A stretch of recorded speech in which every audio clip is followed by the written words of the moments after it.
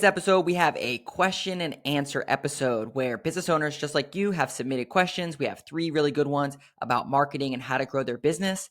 And if you do want to submit a question for an episode, you can drop a comment on any video. Our team will see it and we'll put it into the queue and you might end up on the episode. So let's get right into this video. So the first question that we have is coming from a business owner. He owns a multi-7-figure business and he asked, my digital marketing company says that they do SEO, but how do I know if it's working? So we all know, Black Magic, Voodoo, SEO. I used to be in the trades as the director of business development trying to grow my business, and there was companies that were doing SEO. What does that even mean? How do I know if it's working? So in this video, specifically this part, I'm going to show you how to track the performance. A great question to ask them, which is what I told him, was ask them this question: how are you going to track your performance and benchmark your performance over the next 3 to 6 months? If they don't have an answer for that, it's probably not working because, as you know, anything that is not measured cannot be managed, and you can't even hold anything accountable. So I'm going to show you what we do, and I'm going to show you how you can track it for your business.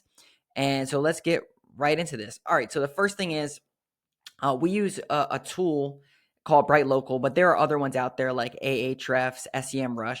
And basically what it allows us to do is to plot on this chart specific keywords like fire damage restoration in this zip code, smoke damage restoration in Fairfax. And then you can see it will plot out organic desktop, organic mobile, local pack, where we rank on all these different keywords. So if we were to go just on organic desktop, which is on your desktop here, you can see fire damage restoration. In February 4th, they were 51. And then each week you can see the progress that it's making over time. It's good to look at granular stuff like this, of course, because you want to see specific keywords. But really, the premise is February 4th, they had 18 keywords in position 1, 67, 2 through 5. And right now they're at 57, 135. So really, really great results. Regardless of how great the results are, it's more about having the visibility, because let's say someone's like, hey, I'm really slow right now. And you don't know, are your rankings actually tanking, or is it just the market or whatever it is? This is one checks and balance to say, hey, it's working your SEO because you're ranking higher in the past 6 months, but also you're not tanking, like your rankings haven't fallen off and it's not that people are not finding you. So if you don't have a tool like this, I'll show you 2 kind of free ways that you can just look at your stuff.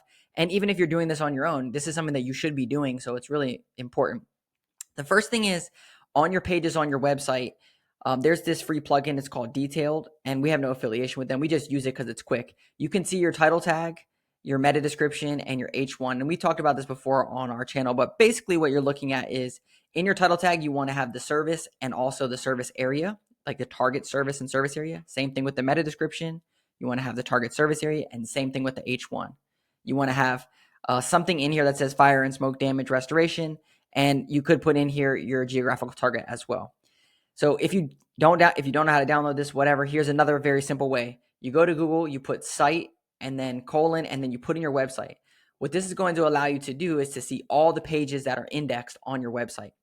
And this right here is your title tag, and this is your meta description. So you'll be able to see, okay, is this company, the SEO company that I'm working with, are they building out the pages correctly? So in my title tag, does it have a geographical target in here? This is what we look at when we do audits for people.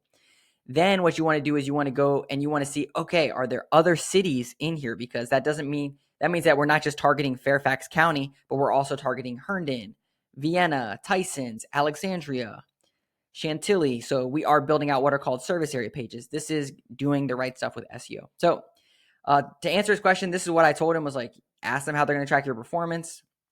And if they don't have an answer, it's probably not working.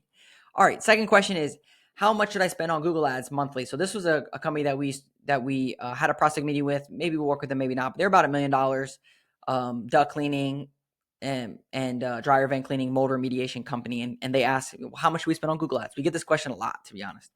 So how do we answer this question?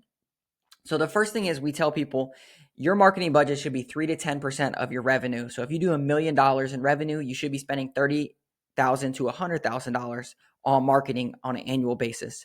So what that will allow you to do is then to benchmark yourself to say, hey, all right, so 10,000 of that we're going to allocate towards Google Ads. The other 20,000 we're going to allocate towards hiring a marketing company or SEO or whatever it might be.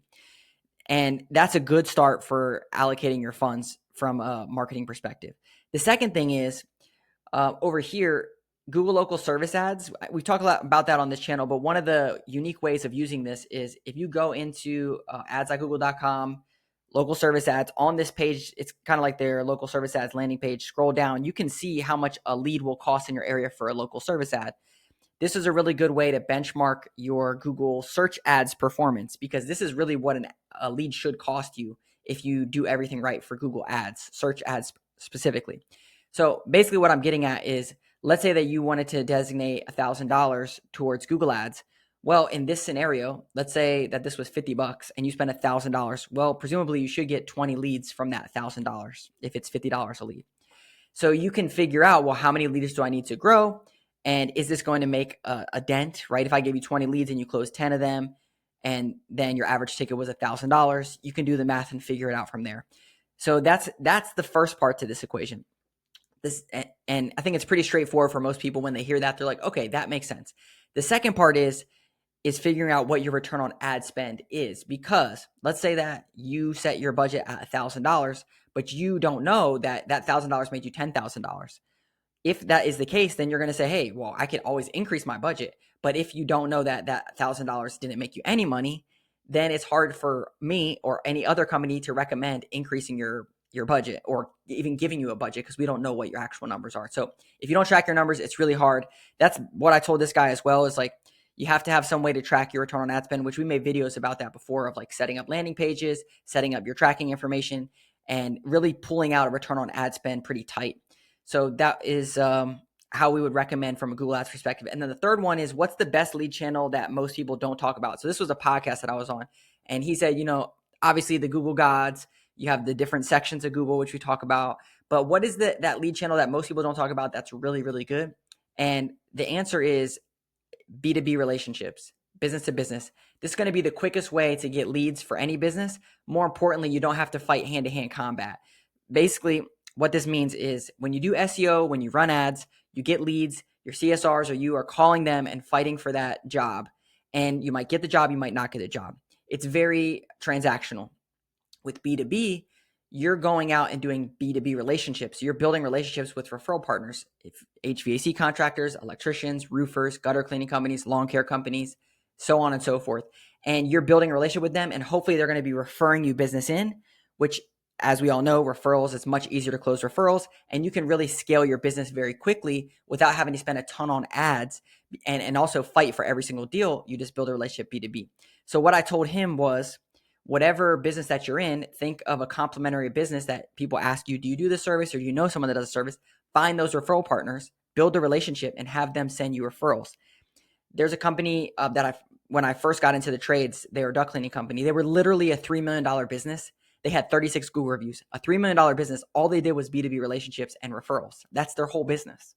So it can be done. You can build a multi-million-dollar business just off B2B. And the beauty of it is that it's extremely scalable. With that example before that I gave with Google Ads, you're just throwing money out there and hopefully you're going to get a return. With B2B, you could say, hey, every lead that you send me or every referral that I close, I'm going to give you $50. So it's more of a pay per lead or even pay per close model, which allows you to scale up and down without allocating a bunch of capital up front to try to get deals. And on top of that, when you get all these leads and you're trying to fight for every single one, it can be very cumbersome and hard to do because you need a bunch of people to fight for these leads. Where with B2B, they can literally just submit referrals and you can easily even just schedule online sometimes if you have set prices or something like that. So it's very, very scalable and a lot less money allocated. So hope that this episode was pretty helpful. If you have a comment or you want to post a question, comment down below. If you're looking to help grow your business and you have some questions like this and you want more of a deeper dive, we actually do free marketing audits. So we can hop on a call with you, go through some of your numbers, some of your stats, and give you kind of like a playbook, whether we work together or not. It's completely free. It's something that we like to do. So I'll drop a comment. I'll put that in the link down below, and we'll see you in the next video.